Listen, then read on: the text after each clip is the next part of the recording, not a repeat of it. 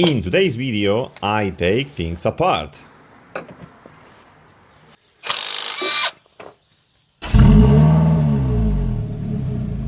Hi everyone, welcome to a new video. As you can see, the Corsa is due for maintenance. And it's not just any maintenance. Nope. You see there are quite a few parts. Let's do a quick review. You already know that this car requires an annual gearbox fluid change, so this year won't be any different. There you have the drain and filler plugs included. More stuff here from SKF. This is the accessory belt kit. There we have the coolant, because in addition to replacing the accessory belt and its tensioner, we are also going to replace the water pump and the timing belt. That case you see down there is the toolkit for timing the timing belt. Let's continue further. We have the intake filter, the cabin filter. Here you also have the spark plugs, which also need to be replaced. And finally, oil and filter change with a new drain plug. So, this is going to be a long video. I hope you like it. Let's go! Okay, so the car is on the yaks. Let's start with the oil and filter change. You know how it goes, so I will do it like this. Zack, zack, zack. And then we will continue with the air filter and gearbox oil change. I have already done all of this before, so you can see it in detail in this video I will add here.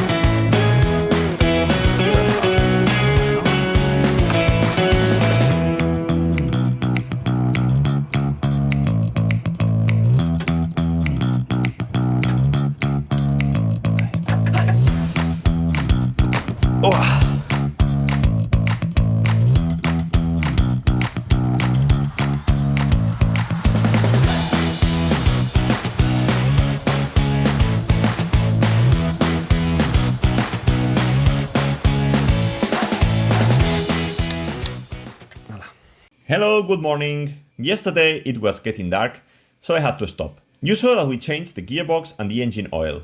Now I'm going to replace the spark plugs, which are here under this cover. It comes out simply by pulling up. Well, in this engine, as you can see, the coils don't come out one by one. They are all built in or are part of this module, which has to be removed all at once. It has these two Torx screws. Let's see if they are 45 or 40. And also this connector here that we have to remove so we can then pull the module upwards. It has this little tab, we press on it and it pops out. And now we are going to remove those two screws. Yes, T40.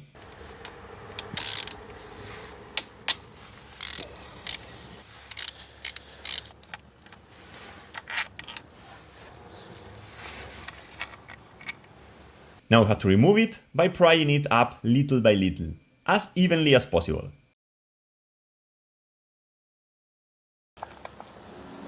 It's coming out now. Yes, it's coming out now. Here we have it. The 4 coils. They are all in very good condition. We are going to store it carefully so we don't drop it or break anything. Okay, with the magnetic 16mm nut, let's remove the spark plugs.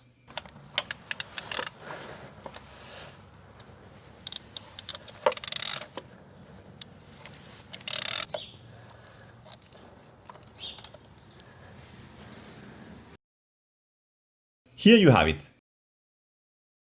It's in pretty good condition.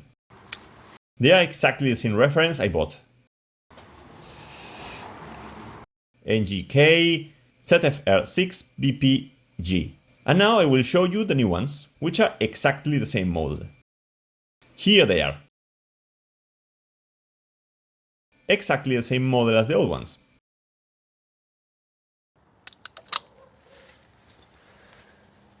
Threading it carefully by hand first.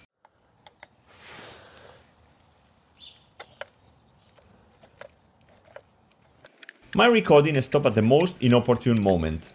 After putting in the 4 spark plugs, I go on putting things back. I have already put in the 2 screws. The torque spec is 6 feet-pound. I hand tighten them because my torque trend for the Torx 40 is too large. But hey, hand tightening is enough. I reconnected the coil module connector, and all that's left is to place the cover. Ahí está. Now it's time to start replacing the belts and water pump. To do this, the first thing is to remove the filter housing.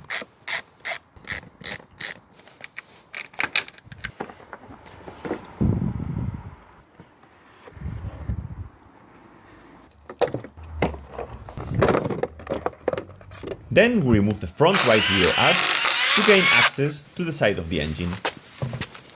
Okay, to remove the wheel arch, we have a few clips here. It's divided into 2 parts, so we will only have to remove the front half. Here is 1 clip, 2, 3, and here is another. And then the wheel arch would come out. Then we have to remove this piece here, which is attached with screws, and another one underneath. So let's start removing it. Ay, como rápido solo.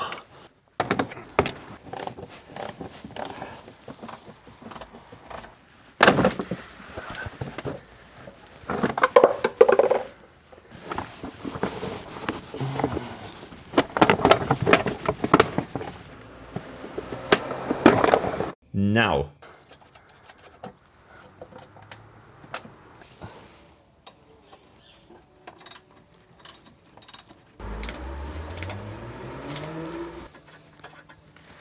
That's it. I just placed the jack under the engine with 2 wooden blocks to raise it a bit, so we can now remove the engine mount. Sorry, but I forgot to hit the record button. I have just removed, well, I am actually working on it, the engine mount screws. You see, it has these 2 here, and then there are 3 more on the body side. These 2 big ones here comes with an E20. One like this. And the little ones come out with an E16. These are very strong. I had to use the breaker bar to get them out, but hey, they are loose now.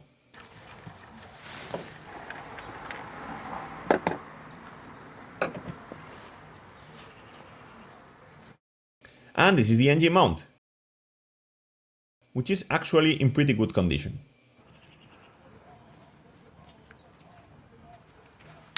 Yes, it's flexible. Perfect. Okay, so there you see the lower part of the accessory belt, which is this one here. This is the crankshaft pulley, the air conditioning compressor, and up there is the tensioner, the alternator pulley, and the water pump. According to the manual, you have to lower the engine a little to gain access, and it has to be that way because there is no way to access the bolts above from down here. So, very carefully, we are going to lower the engine a little.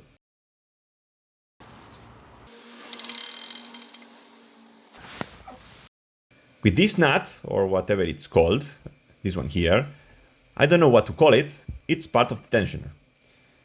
This here is basically to loosen the tensioner.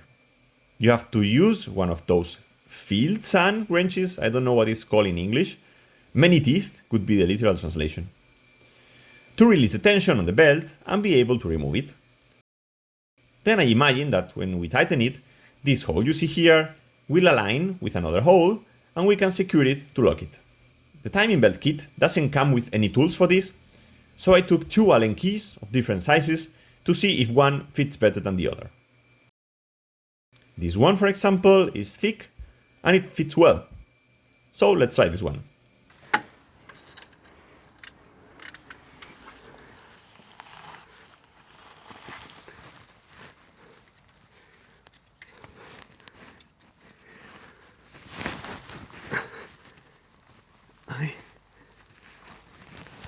I think it fits there, although it's crooked, but the new one also comes like that, so I guess that's how it gets locked. Now the belt is loose. The belt should come out. Okay. From above, I reached in and removed it from the tensioner, and now it comes out easier.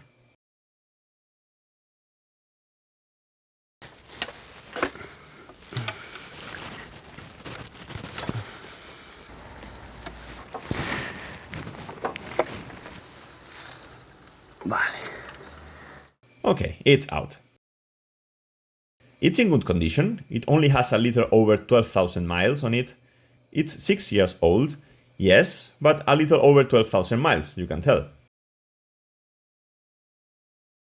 Let's see if we can remove the tensioner now.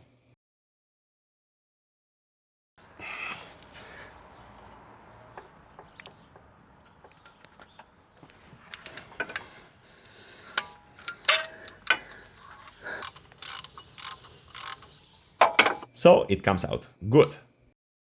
While we are here, let's remove the pulley bolt. Take off the cover here to see the timing belt. Then remove the top cover, which also requires removing the bracket.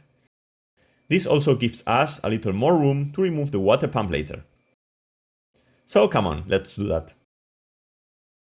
Let's remove the crankshaft pulley bolt from here. Let's see if I can remove it with the impact gun, because it will be quite hard. The E18 fits. Let's see. Wonderful. Really nice. That was easy. Okay, there you can see the belt and the crankshaft sprocket. The bottom cover has 4 screws. It has these 2 you see here, and then 2 more above. They are all Torx. So let's see which wrench I need. Yes, an E10.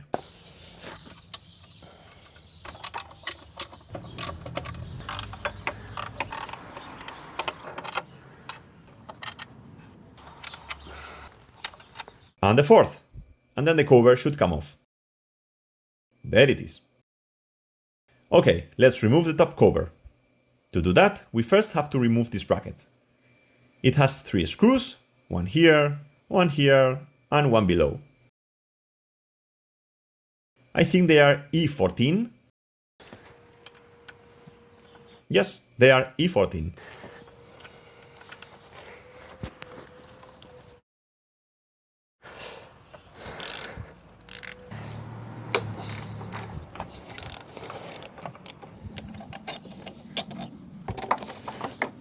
The hole in the chassis fits right into this one. Perfect. And now there is the last one. It doesn't come off. So let's see if we can raise the engine a little more. There it comes off. Perfect.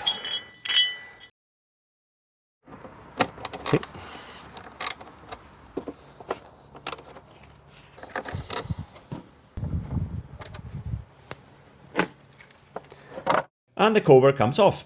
Very good. So now we have the entire timing belt, camshaft sprockets, tensioner, a roller, and below the crankshaft sprocket. To set the timing belt, you would have to rotate the engine until this mark and this mark align here in the center. To do this, there are some tools that are installed to prevent the sprockets from turning and lock the timing. What I didn't find in the kit, nor in the instructions, since, well, I have found few instructions and few videos on how to perform the replacing of the timing belt on a Corsa OPC or on these engines. I couldn't see how to lock the crankshaft. So before removing anything from the belt, I am going to remove the water pump, which is now accessible after raising the engine a little more. The water pump is here. In principle, you don't have to replace it when you replace the timing belt or the accessory belt, since this is driven by the accessory belt, as you can see. Anyway, since I ordered it, and I don't think it's ever been replaced. It doesn't look like it's ever been replaced, to be honest, and it won't hurt to replace it. To do that, we first have to drain all the coolant. So let's see if we don't make too much of a mess. This one here is the pipe that runs along the bottom of the radiator. This is a quick connector, meaning it has a clip that you have to open, and then the connector comes out. And with that, we should be able to drain the coolant from the system. First, I will open the coolant reservoir cap, and then we will start removing this. Vale, está bien. Okay, it's open. And let's see if we don't make too much of a mess.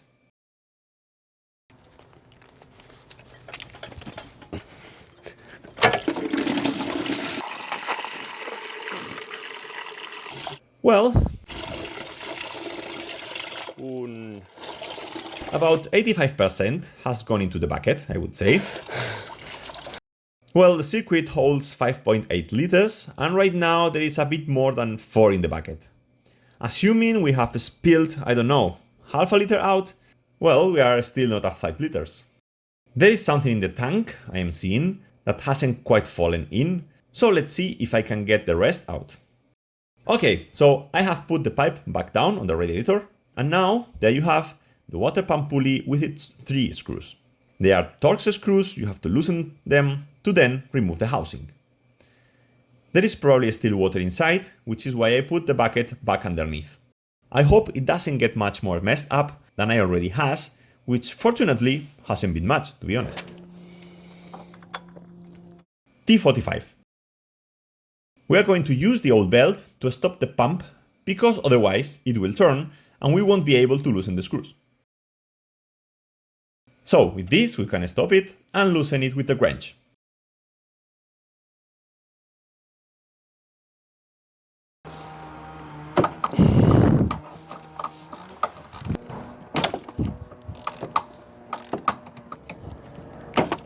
Okay. Good. This is the water pump pulley and its 3 little screws. Now there is the pump housing, which as you can see has 1, 2, 3, 4 and 5 screws. Okay, the E10 fits.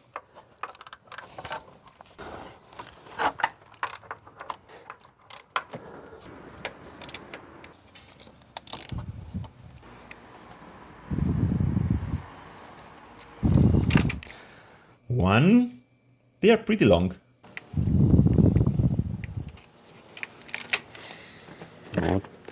Two, 3, 4. Now it's time to remove it. It's stuck on the engine, and here there are some areas where you can use leverage, I think, so that's what I'm going to do. It's coming off now. Water is coming out. Well, not much has come out. The shaft feels a little rattle-like, but it's in good condition. I don't know if it was replaced with a timing belt 6 years ago. I have my doubts, especially because you can see here it is rusty. I don't know, but anyway, I think we are doing the right thing by replacing it.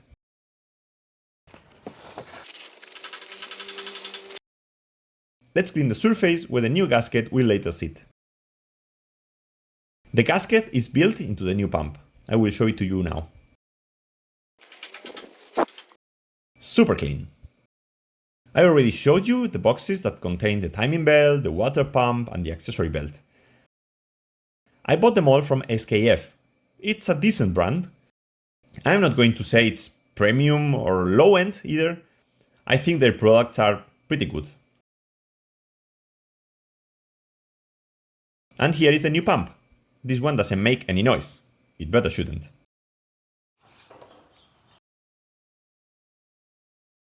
So let's put it in. We face it. The position is this.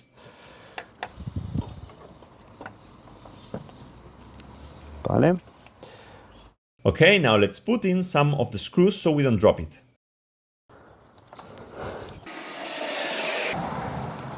Okay, one. Let's put in the one below.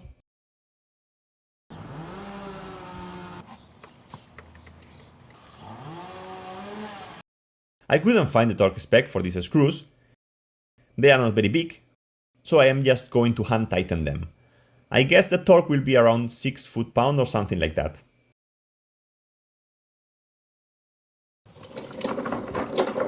There. Okay. Good. There. There it is. Well, while we are at it, let's put the pulley on.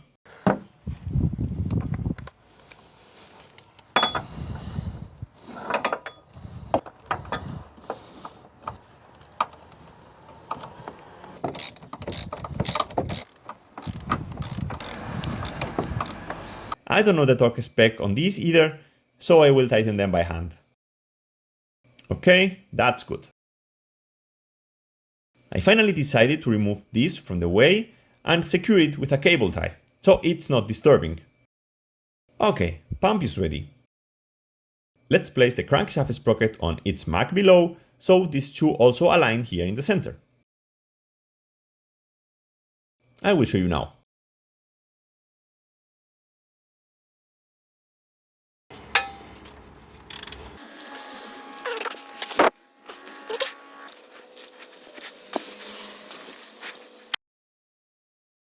There it is. You can see the mark isn't very clear. There is a little mark covered by the bolt washer, but the mark is aligned with the mark here on the engine block.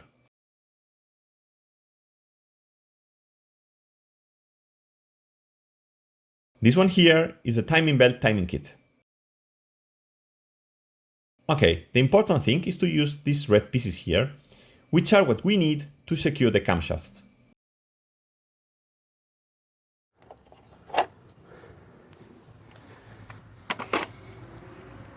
This one comes first. You see the line on the sprocket has to align with the line on the tool. And now the next one.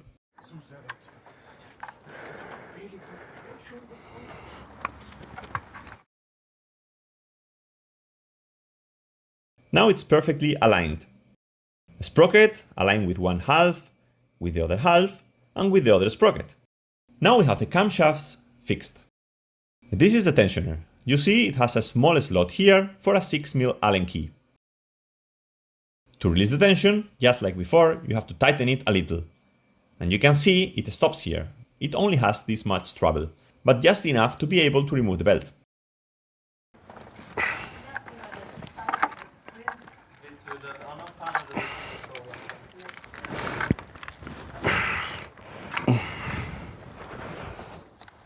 Now it's done.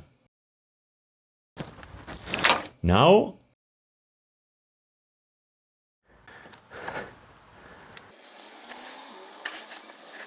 okay, it's out.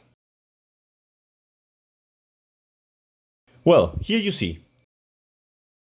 It's actually in very good condition, with no cracks or signs of wear.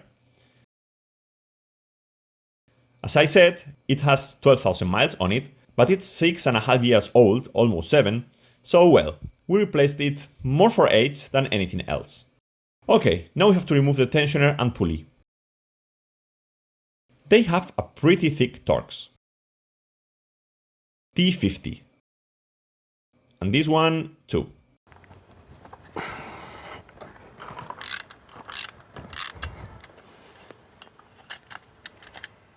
Vale.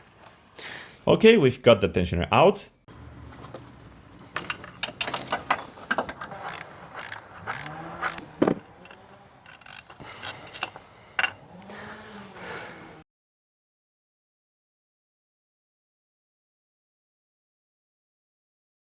It's actually in very good condition. It doesn't make noise at all. Okay, so let's install the new ones. The SKF kit, as I was saying, comes with a tensioner and its pin.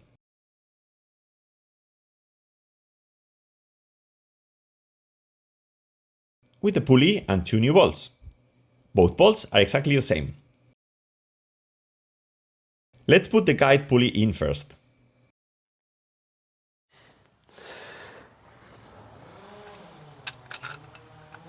The torque for the guide bolt is 18.5 feet-pound. Okay, to install the tensioner, the pin fits into the recess in the block. At this point here, you can see it has a small indentation.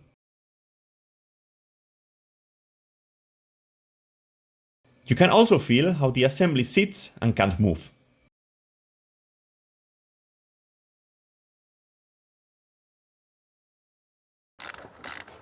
This tensioner bolt is torqued to 14.75 feet-pound. There it is. Okay, the tensioner is currently fully tensioned. To install the belt, we would have to loosen this tension. Well, we will have to open it just like we did before to remove the belt, otherwise we will never be able to get it in. Let's install the belt from the bottom. This is the new belt. We will install it like this with the letters facing up and in this direction. It doesn't really matter, but this is my way of doing it.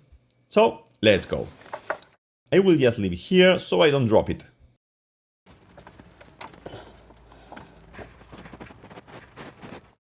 Okay, now it's perfectly aligned down here.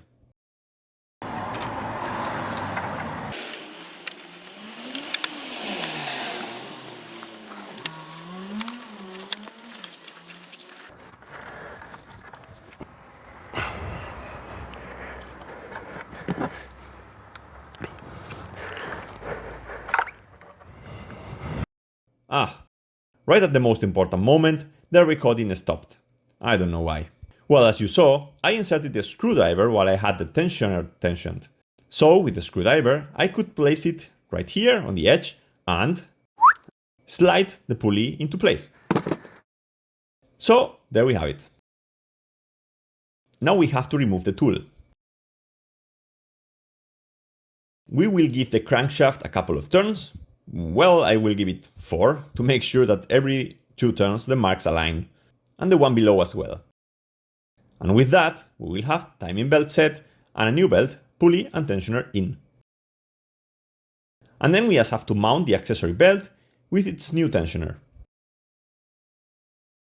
Okay, when you are going to mount the timing belt covers, upper cover, lower cover, you have to keep in mind that the covers are clipped together, like this. If you don't clip them together, what you can do is have one fit over the other. And on this side, it will probably touch a tensioner, a roller, or the belt itself. So keep that in mind when mounting it.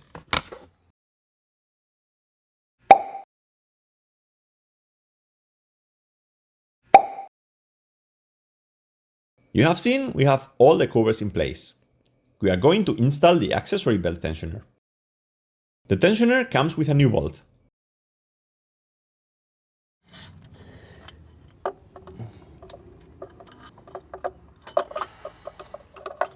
It goes into the housing. There it is. Vale. Okay, now we just tighten it by hand, and then when we have the belt on and the tension is tightening, then we tighten it to torque spec, which I think is 37 foot-pound.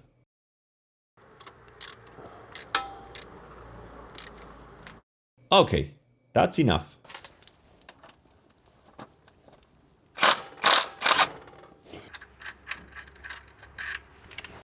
Okay, I don't know if you can see it. It has a mark that needs to be aligned with the groove on the pulley. Okay, I'm going to put a new bolt on the crankshaft pulley. Here is the part number. It should thread perfectly. That's it. Okay, then when we have the belt on, we will torque it here as well. For now, we will leave it like this. Now we will put the belt on. We will put it here and here. Then we will pass it through the air conditioning compressor.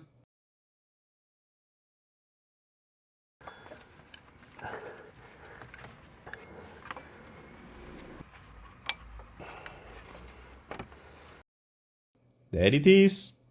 Okay. Let's check that it's centered properly on all the pulleys. It's good here, here too. The water pump seems to be correctly aligned. I will check it from above now. The alternator is also good. Now let's take a look at the water pump pulley. It's also good. Perfect. Now we can release tension from the tensioner. Eso es, hacia aquí sí.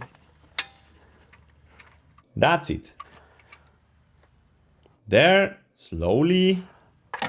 There it is. That's it. Ahora no.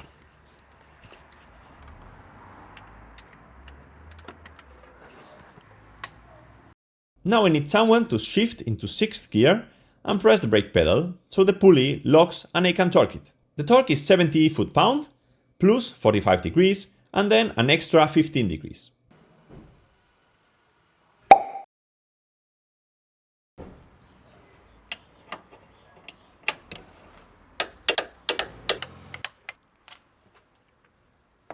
There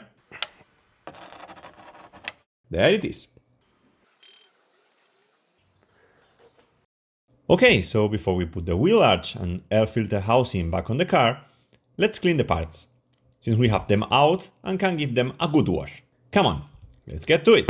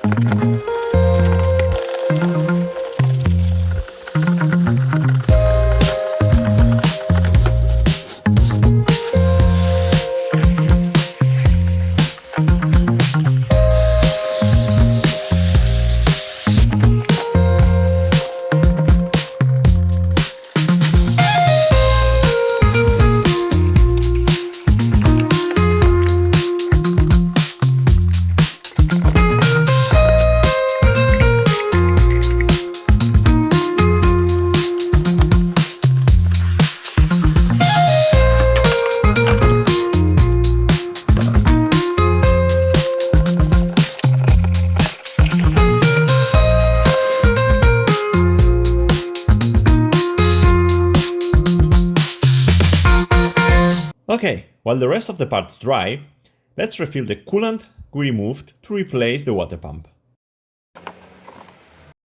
This is the coolant I chose. It's pink. It originally came in pink or in orange. This one is pink, but hey, it's 12 plus, which is the one compatible with this engine. The cooling system theoretically holds 5.8 liters, but as I saw yesterday, not all of it came out. I imagine there might be some left in the heating circuit. So the first thing we are going to do is refill it with the engine off as it is, let it fill up and let the coolant reach all the system. When we can't fill it up anymore, we will start the engine, set the heater to maximum temperature and minimum fan speed so that part of the circuit is also bled. Obviously, we also have to let thermostat open, which opens at 92 degrees Celsius. As we see the level drop, we will refill it. When we see that it's not bleeding anymore, we will let it cool down and later, tomorrow for example, when the engine is completely cold, we will check the level again. It will probably be a little low, we just top it off and that should be it. So let's go.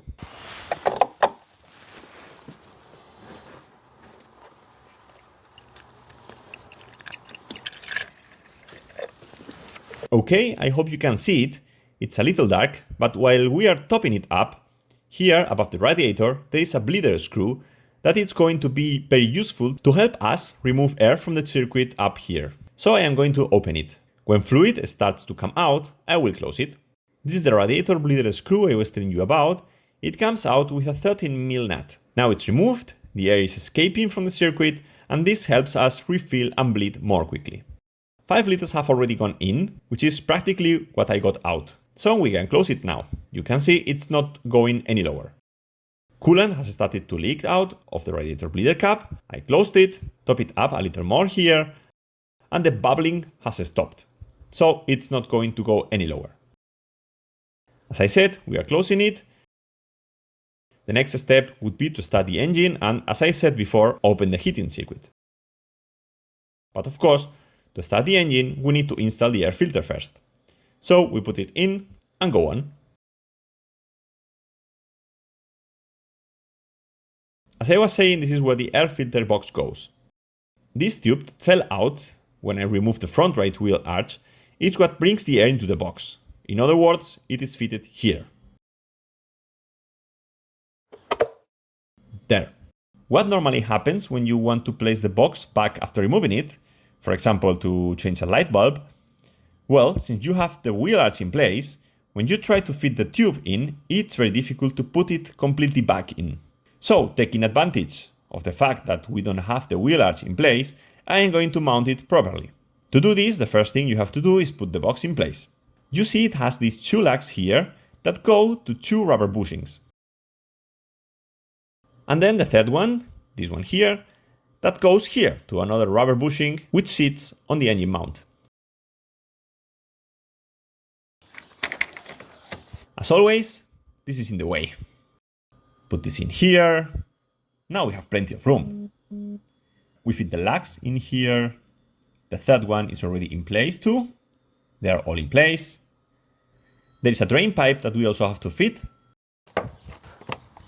That's it. It went in there properly. And now we are going to put the pipe in, because as I said, when the wheel arch is mounted on the car, there is no room to put your hand in here and fit it in. Now that we can insert it from here, it's certainly much easier. Okay, so here above the wheel arch, there is also another kind of tube made of rubber or something similar, where one end fits. And the other end is fitted where I showed you before, in the filter housing. A little bit more. Now it's fully in. And here, where the wheel arch, is also fitted. Perfect. Let's put in the new filter. This is the reference number for the man filter. We put it in here. And it fits like a glove.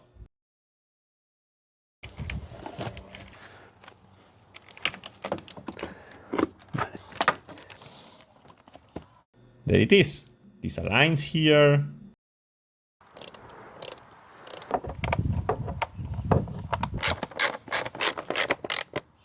There it is. Perfect. In principle, we could start it now. I am going to put the wheel arch of the front right wheel in place and start it.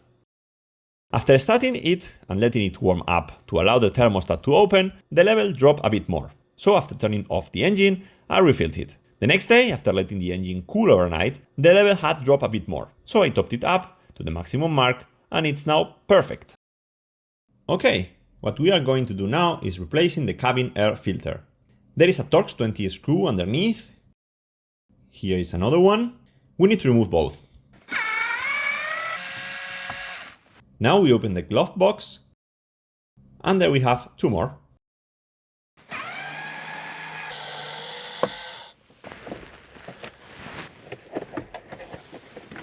And now the entire glove box comes out, along with a cable I put in some time ago. There it is. Here we have a clip that we need to undo.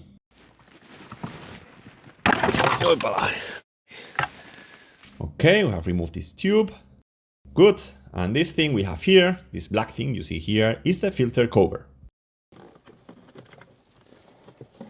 It has a clip at the top and another at the bottom. You can see how it sticks out. This is the top clip and this is the bottom one. Basically, you have to open it. And now we take out the old filter.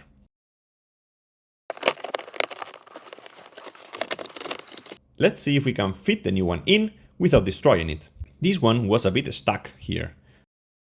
But yes, it was due for a change. This is the new one from man filter, so let's put it in. The little airflow arrow, you can see where it is, has to point towards us. So we carefully insert it.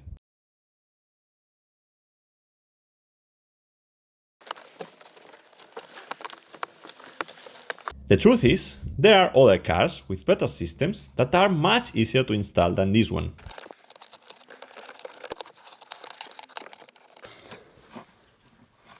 Okay, now it's done. The top clip is in, and the bottom one is in. Done. Now it's done. That's it. Put this cover back in place.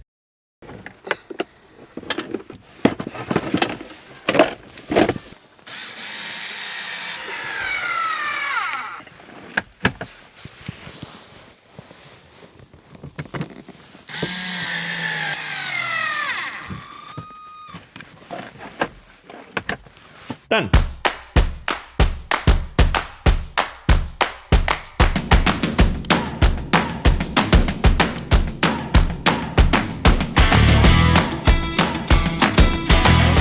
And that's all for today.